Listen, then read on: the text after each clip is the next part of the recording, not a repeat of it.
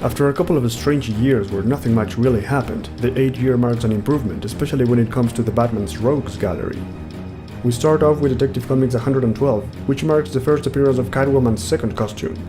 Artist Win Mortimer was responsible for improving Catwoman's costume, and as you can see, the cat head was changed and the leather mask became part of a much more revealing costume. The ultimate irony is that in the story, it is not Catwoman who wears the outfit, but just a lady who decided to dress up as Catwoman for a costume party. However, the official appearance of Catwoman wearing the new outfit takes place in Batman number 35. This version is slightly different from the previous one because this is Dick Sprank's version of the catsuit. The main difference is that this new version shows less skin, and it's the design that became the classic Catwoman costume. Fun fact, Catwoman has blonde hair in this story, and since there is no explanation, it's most likely a mistake. Batman number 35 also marks the first appearance of the mechanical T-Rex that Batman keeps in the Batcave, despite the fact that a robot T-Rex had already appeared a few years back, as I mentioned in episode number 3. And on the third story of this issue, Dick Grayson tries to write a comic book, but he learns that being a comic book writer is not an easy job, and that's a very important message. So right now, I'd like to give a shout out to all the comic book writers that provide us with quality entertainment every month, and a very special mention to my favorite Batman writers in history, from Bill Finger to Denny O'Neil, Duke Moinch, Paul Dini, Frank Miller, Chuck Dixon, Jeff Loeb, and all the other fantastic writers. Thank you for giving us something to love. In Detective Comics 114, Joker strikes again with a series of crimes that makes Batman look bad in the eyes of the public. One of these crimes consists of making Batman and Robin fight against a boxing kangaroo. It's just 2 panels of ridiculousness, but it's funny and weird at the same time. Next is Batman number 36, and in this story, Penguin becomes a businessman running a cafe. This is very similar to the modern versions of the Penguin, who owns the famous Iceberg Lounge for criminal activities. Also, as you can already imagine from the cover, there's a story in this comic in which Batman travels in time to the past, where he meets King Arthur and becomes a Knight of the Round Table. Other than that, this issue is also notable for being the last Batman comic with 4 stories, because the writers and editors decided to stop publishing the Alfred mini-stories. Probably for the best, because those weren't exactly good stories. Then there is Batman number 37, and just by looking at the cover, you already know it's gonna be good.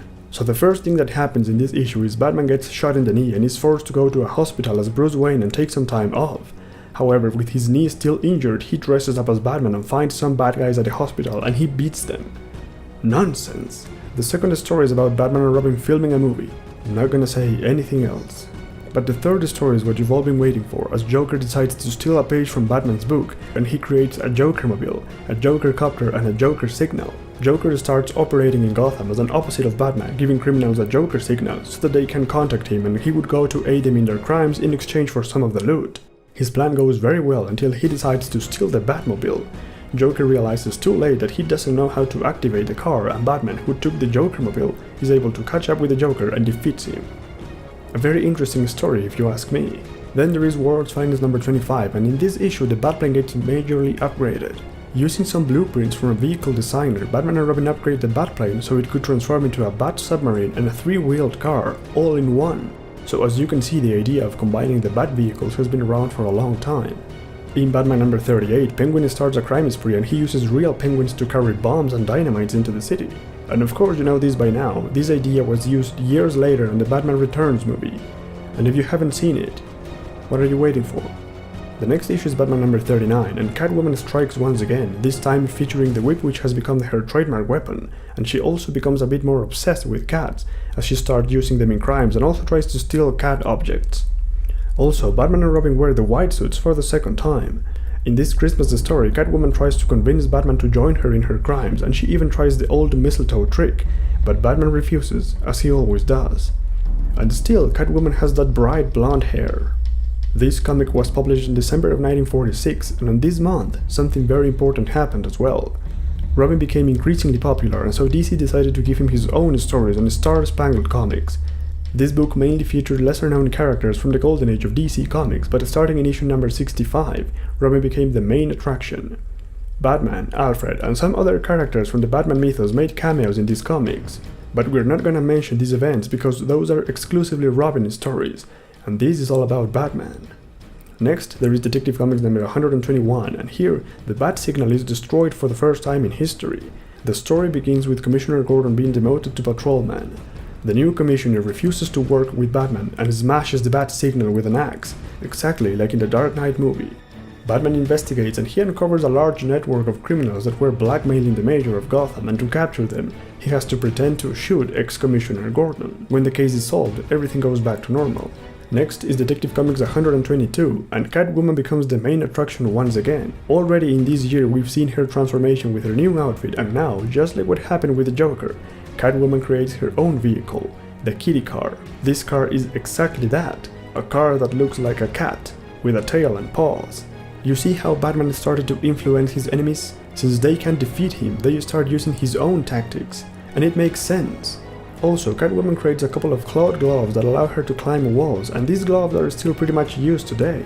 Also, in this story we get to see a confrontation between Batman, Robin and Catwoman inside and on top of the Statue of Liberty. And remember how Gotham was New York at first? Well, there are still some things to fix here and there. And finally, let's take a look at the crazy second story from Batman number 40.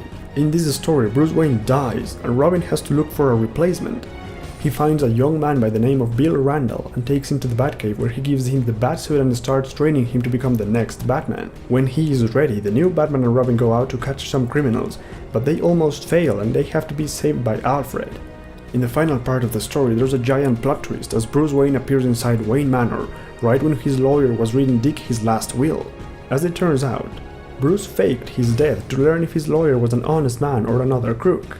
The lawyer is of course trying to steal Bruce's money, but he can't get away with it. Later, it is revealed that the whole situation was planned by Bruce and Dick, and that Alfred was the only one who actually believed that Bruce had died. Heartless bastards. In any case, this story is notable because we see for the first time an inside view of the Batcave, and also the first Batarang gun, which is the primal version of the grappling gun. Also, this is the first time in history in which Batman dies, but then of course it's all a lie. And that's it for year 8 of Batman's history. Just as this year was all about improving the villains, the next year includes a new iconic villain.